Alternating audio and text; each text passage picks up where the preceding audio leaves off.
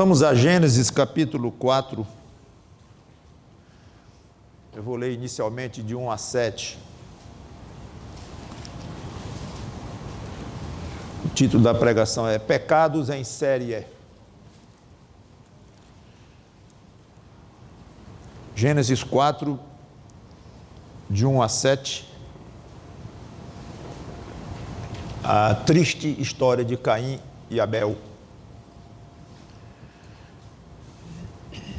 Diz assim, Gênesis 4, de 1 a 7. Coabitou o homem com Eva, sua mulher. Esta concebeu e deu à luz Caim. Então disse: adquiri um varão com o auxílio do Senhor. Depois deu à luz a Abel, seu irmão. Abel foi pastor de ovelhas e Caim, lavrador. Aconteceu que no fim de uns tempos trouxe Caim do fruto da terra uma oferta ao Senhor. Abel, por sua vez, trouxe das primícias do seu rebanho e da gordura deste. Agradou-se o Senhor de Abel e de sua oferta. Ao passo que de Caim e de sua oferta não se agradou. Irou-se, pois, sobremaneira Caim, e descaiu-lhe o semblante. Então lhe disse o Senhor: por que andas irado? E por que descaiu o teu semblante? Se procederes bem, não é certo que serás aceito? Se todavia procederes mal, eis seu pecado jaz à porta. O seu desejo será contra ti, mas a ti cumpre dominá-lo. Vamos ficar aqui. Vamos orar. Santo Deus, nosso bom Pai, nos ajuda a entender o que se passa neste triste episódio, por trás deste triste episódio, que possamos aprender lições muito valiosas para nós hoje, aprendendo de Ti, aprendendo de nós mesmos, da nossa pecaminosidade, das maneiras que temos de encontrar um caminho até a Tua aprovação, e vice-versa, como o homem procede e te irrita tanto, e te confronta tanto, e te desobedece tanto, e se comporta de uma maneira tão ruim diante de Ti. Nos ajuda nisso tudo. Em nome do Senhor Jesus Cristo, te pedimos e agradecemos. Amém. A crise, depois o crime, depois o diálogo desaforado com Deus, e na quarta parte, o castigo. Talvez vamos ficar hoje só nos dois primeiros, vamos ver o tempo. Lembrando que essas mensagens são panorâmicas, ou seja, eu não vou versículo por versículo explicando cada detalhe, como estou fazendo com o 2 Coríntios à noite. Bastante diferente o tipo da análise, o tipo do que nós fazemos com o texto para aplicar no nosso dia. Aqui mas o conceito do que aconteceu, sem muitos detalhes. Ainda bem que é assim, porque se nós fôssemos dar detalhes aqui, iria ser muito mais complicado do que, por exemplo, 2 Coríntios, que é Novo Testamento, uma linguagem muito mais exata, como o grego, o hebraico é mais vago, e os assuntos são mais vagos, são muito mais complicados, e há opiniões diversas. Então, é até bom que a gente mesmo não desça muito detalhe, que acabaríamos chegando em pontos que não seria nem muito do interesse prático para nós, no sentido de uma aplicação mais imediata. Tudo das Escrituras é de interesse, claro, mas tem um momento e a hora e aquilo com que você vai se interessar e vai usar para seu crescimento. Então, é bom vocês entenderem isto. Então, nascem e crescem aqui os dois primeiros filhos de Adão e Eva. Os irmãos têm aptidões e gostos diferentes, cada um toma a sua profissão. Um foi lavrador da terra, o outro pastor de ovelhas. Ambos trouxeram ofertas do que tinham, um da sua terra e outro do seu rebanho. Deus agrada-se de um ou de uma oferta e não se agrada de outra. Observe aqui o pleno exercício de Deus, da sua soberania. Ele tem direito de gostar do que ele quer e de não gostar do que não quer, e de aprovar o que ele gostou e desaprovar o que ele não gostou. Não precisa explicar nada para ninguém. E se explica, quando explica, porque quer explicar. E nós devemos nos sentir privilegiados em receber uma parte, pequena que seja, da explicação de Deus para as coisas que Ele faz. Às vezes Ele explica com mais detalhes, às vezes com menos detalhes, às vezes de maneira nenhuma. É importante entender isso, porque Caim tropeçou aqui e em muitas outras coisas. Mesmo assim, seria o caso de perguntar: tem alguma pista pelo qual Deus se agradou da oferta de Abel e não da de Caim? Seria interessante. Tudo bem, Deus tem o direito de fazê-lo, mas a gente quer aprender alguma coisa. Tem alguma pista? Tem. Hebreus 11:4. Chegue até lá, por favor. Hebreus 11:4.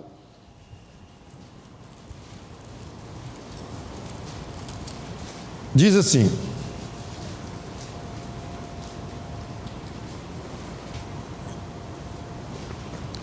pela fé, Abel ofereceu a Deus mais excelente ou melhor sacrifício do que Caim, pelo qual obteve testemunho de ser justo,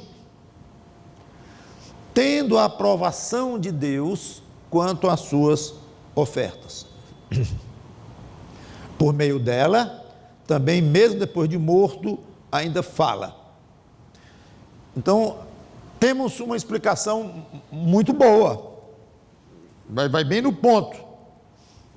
Foi pela fé que Abel deu sua oferta, para agradar a Deus, com o coração totalmente desejoso de presentear a Deus, de agradar a Deus com aquela sua oferta. Fez de coração, fez com prazer.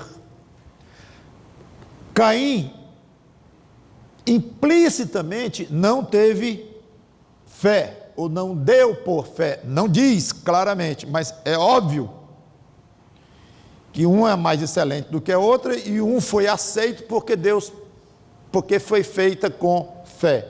Ora, se Gênesis explica claramente que Deus não aceitou a oferta de Caim, é óbvio que ela foi realizada sem fé.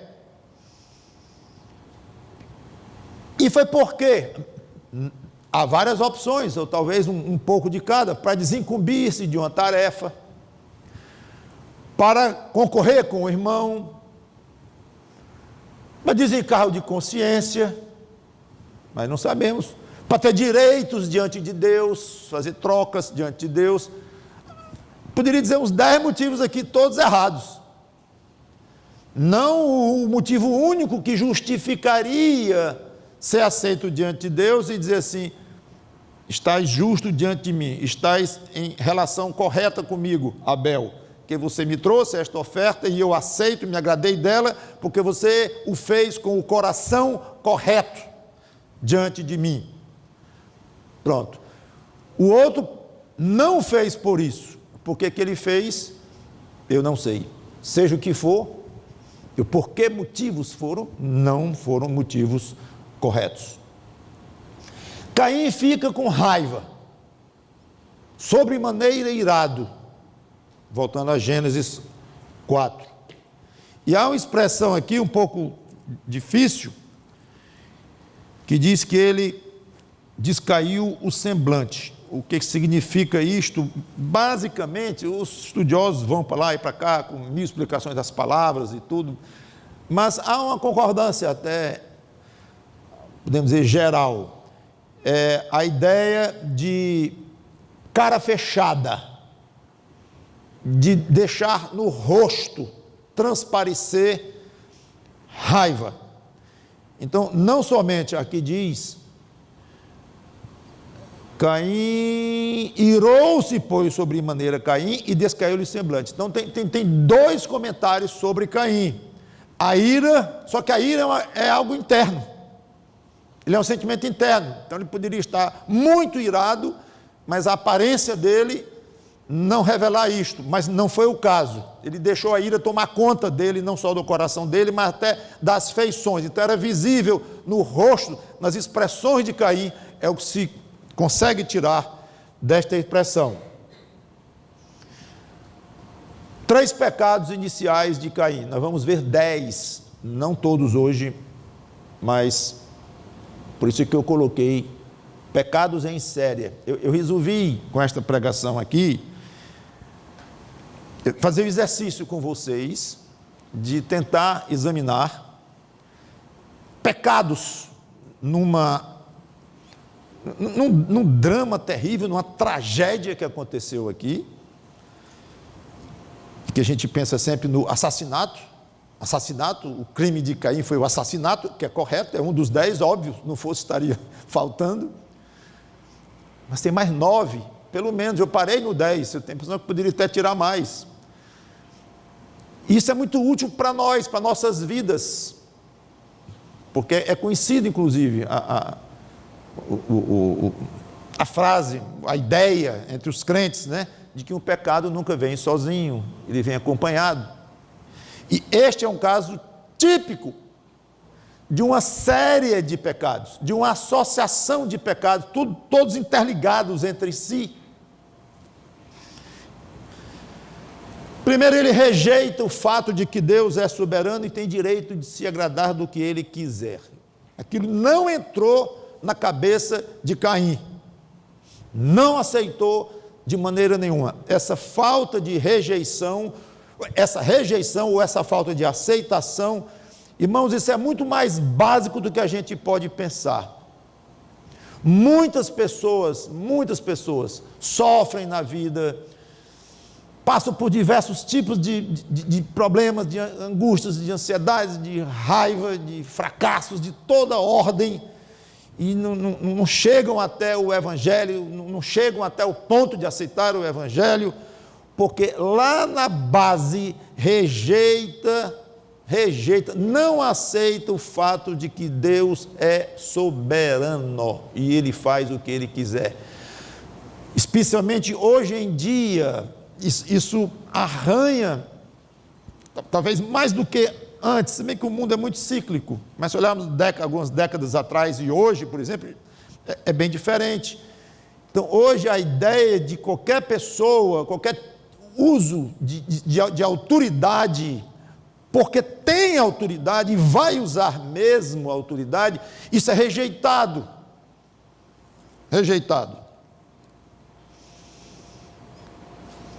Ontem estávamos comentando com alguns amigos e irmãos que o comandante militar aqui em Fortaleza precisava reparar uns buracos que tinham feito, os vizinhos numa favela tinham feito no muro da organização militar, que eu não vou dizer qual é, porque a presidente iria pousar perto dali, e ele, o comandante, não estava com coragem de tampar os buracos do muro, porque os vizinhos iam achar ruim, iam chamar jornais, iam chamar políticos, e procurou um apoio jurídico para poder fazer isso. Aí foi uma curva muito grande, que um comandante militar chega ao ponto de não ter coragem de exercitar o poder que ele tem total e absoluto, de reparar buracos feitos indevidamente por cidadãos, de mandar tapar, com todo armado, com exército, com militares, não exército, militares à disposição dele, com tudo que precisar e pensar. Não teve coragem, a não ser depois de muitos apoios de toda ordem, porque isso está hoje na mente das pessoas, impregnado mesmo. Um pai, para usar autoridade, outro dia um vizinho lá disse para Sandra, a mãe de um rapaz lá, que a gente não via mais nem os olhos dele, o tamanho do cabelo dele. olho, queixo, perdeu-se. E a mãe disse para Sandra: você acredita? Já fiz tudo para cortar os cabelos desse menino e ele não deixa. Isso reflete um estado hoje absolutamente lastimável. Você vê um comandante militar com medo de uma coisa, uma mãe que não consegue impor autoridade. Isso hoje está muito evidente. Sempre houve isto, mas hoje, de uma certa forma, está muito mais forte. Eu não sei onde isso vai dar, em que soldados não têm coragem de impedir uma manifestação porque levam pedradas, todos armados, eles armados, mas os outros têm pedra, mas o chefe político não deixa fazer por interesses eleitorais e coisas desse tipo. Claro que isso reflete na autoridade máxima, Deus. Então, para o ser humano é difícil entender que há um Deus que aceita o que quer e rejeita o que também quer, e pronto, e não precisa dar satisfação. Começou aí. Segundo, forçar ser aceito por Deus pelo que ele fez, pela oferta dele, mesmo a parte do coração. Com o coração fez Abel, Caim não fez com o coração, já vimos isso, mas ele quis forçar. Pastor, eu não vejo onde é que está escrito que ele quis forçar. Ora. Duas observações sobre Caim: a raiva dele e o semblante. Essa segunda indica claramente que ele se comportou de uma maneira tal diante de Deus para ficar claro que ele estava zangado, chateado, irritado e forçando de uma certa forma. Vocês que são pais, e todos já fomos crianças, sabemos quantas vezes já conseguimos coisas com papai e com mamãe, porque botamos cara feia e ficamos, como se diz, emburrados, com a cara deste tamanho, com raiva, e usamos isso como chantagem, para mostrar para a autoridade que estamos chateados com o uso daquela autoridade, muito chateados, não gostamos. Isso é uma forma de forçar. Eu já estive com criança aqui conversando, brincando, quando chega a mãe ou o pai, eu digo: o que houve? Quando eu vi, chegou o pai ou a mãe.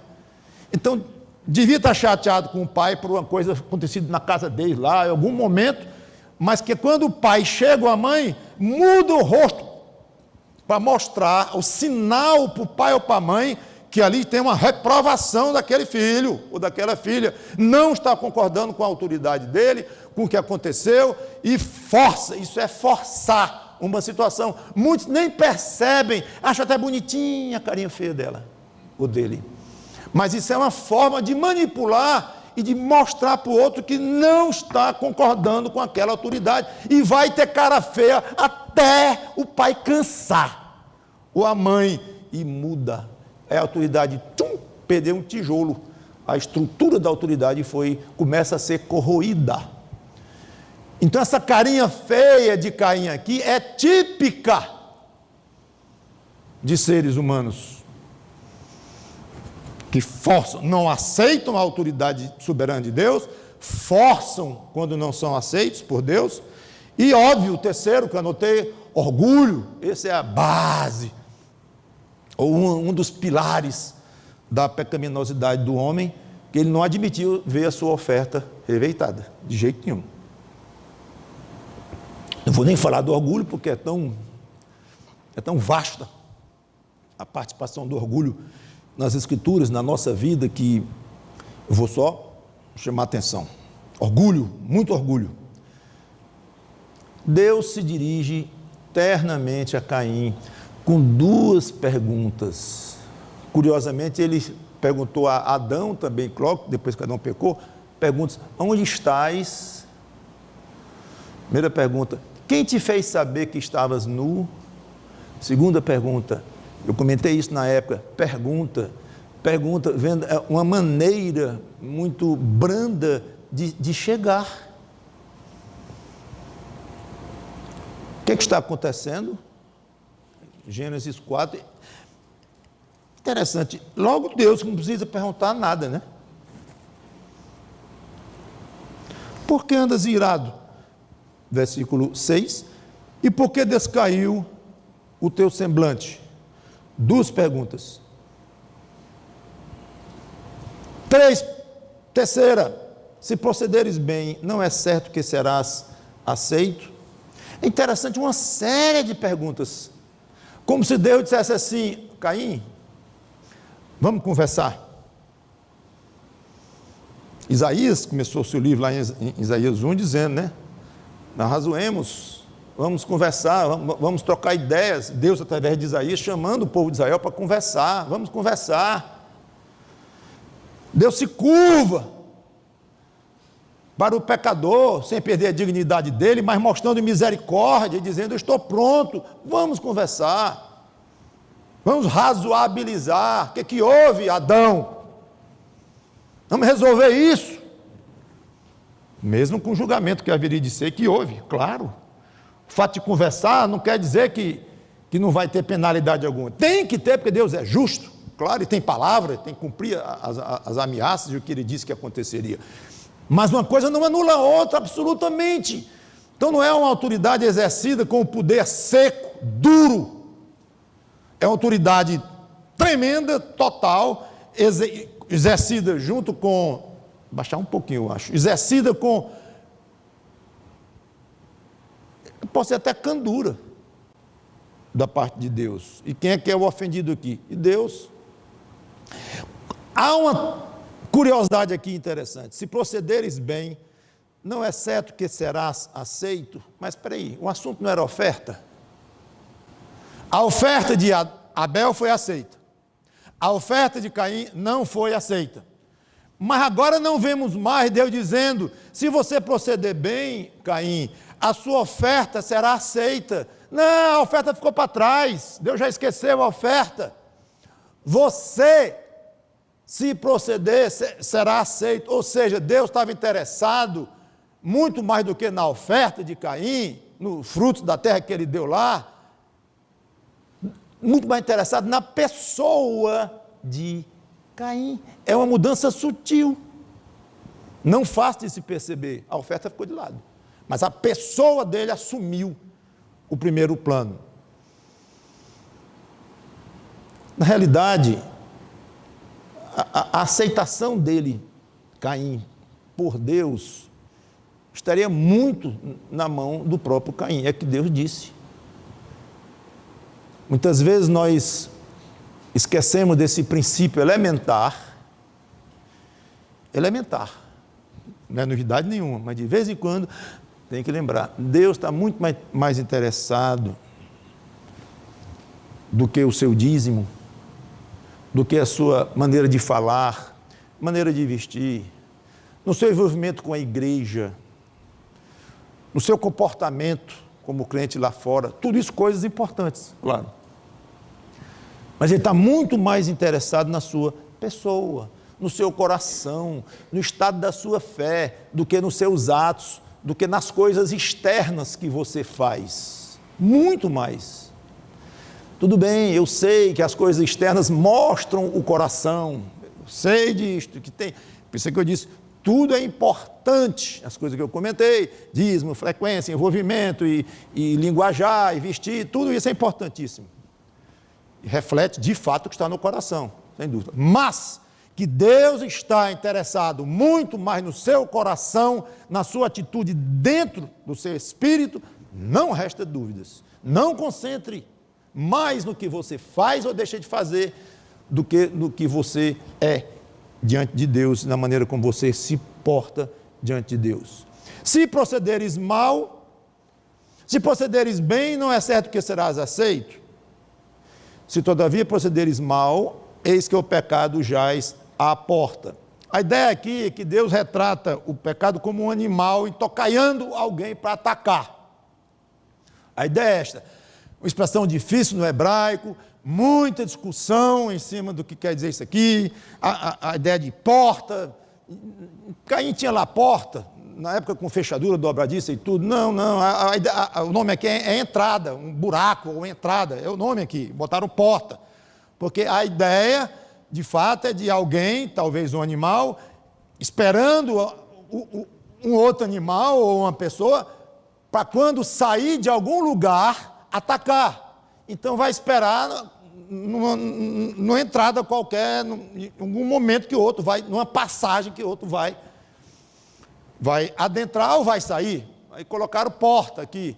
Mas a ideia é esta.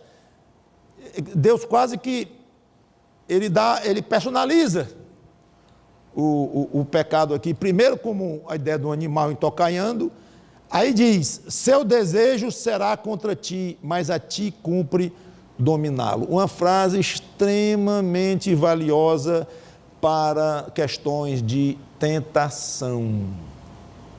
Extremamente valiosa. O pecado vai querer prejudicar o homem. Ele é contra o homem. Novamente a ideia de personalizar o pecado. Na verdade, o pecado não existe como pessoa, é uma atitude nossa. Mas ele é tão forte que é quase como se fosse alguém dentro de nós, intocaiando para nos pegar na hora que nós fraquejarmos. É a ideia que o próprio Deus coloca aqui. E ele vai querer lhe prejudicar. Ele está de olho em você na primeira oportunidade, mas a você cabe a responsabilidade de resistir. Responsabilidade. A ti cumpre dominá-lo. Cuidado, Caim. Você está cercado de tentações. Seu coração é pecaminoso. Eu posso lhe aceitar. Mais do que a sua oferta, aceitar é você logo, o seu coração inteiro, Caim. Mas proceda bem. Eu sei que você está em dificuldade, porque tem um monstro de olho em você, ele vai lhe atacar. Mas domínio.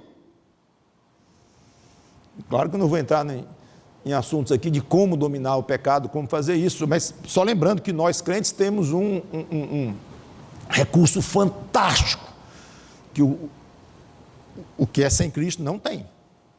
O que nós temos em nós, dado pelo Espírito Santo de Deus, que frutifica em nós virtudes maravilhosas e capacidades enormes espirituais, domínio próprio. É o último da relação lá de Gálatas 5. Domínio próprio. Nós crentes temos ainda mais motivos, ou dizendo de outra forma, menos desculpas. Mas eu não consegui, mas o pecado me dominou, como acontece muitas vezes com você, comigo, infelizmente. Mas o rumo nós temos poder em Cristo, pelo Espírito Santo, de fazer o que Deus disse aqui, a ti cumpre dominá-lo. Até aqui, Caim tinha dois caminhos a escolher. Primeiro, proceder bem. Como? Óbvio, arrependendo-se, humilhando-se diante de Deus, restaurando a sua situação diante de Deus. Segundo, proceder mal. Como? Permitindo que o pecado, o monstro, o atacasse. E ele falhasse em dominar aquele ataque e fosse dominado mesmo. Eu pensei que nós hoje íamos avançar nas duas primeiras partes, seria a crise e o crime, mas eu já quero parar aqui. No próximo domingo, se Deus quiser, nós vamos ver o crime, que é no versículo 8. Até aqui nós vemos então o quadro se armando para o crime. Mas observem que enquanto esse quadro, esse palco se armava para o crime, vários pecados já estavam sendo cometidos aqui. Já notamos pelo menos 3.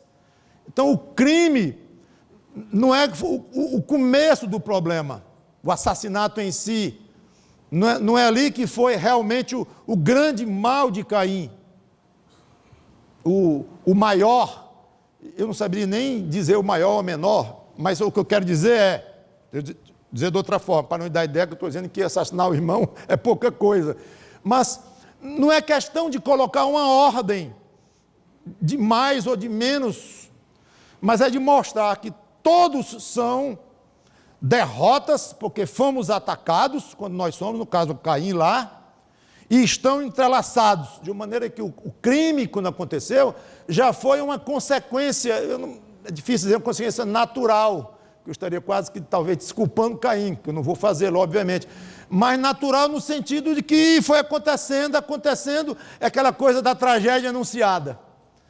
É como a gente olhasse, estava na cara que alguma coisa muito ruim ia acontecer, porque Caim não se arrependeu, Caim não procedeu bem, Caim não aceitou querer dominar o pecado. É assim? Caim vai continuar nessa série de pecados? Vai sair coisa muito ruim daqui, mas já depois de muito ter acontecido entre Caim e Deus, ou talvez, melhor dizendo, no coração de Caim, que passou para o seu relacionamento com Deus, e logo vamos ver com o relacionamento com o seu irmão. Vamos orar a Deus. Santo Deus, nosso bom Pai, obrigado pela Tua palavra, obrigado por podermos meditar um pouco naquela triste história e que lições valiosas cheguem até nós. Em nome do Senhor, pelo Teu Espírito Santo. Em nome do Senhor Jesus Cristo, te pedimos e agradecemos. Amém.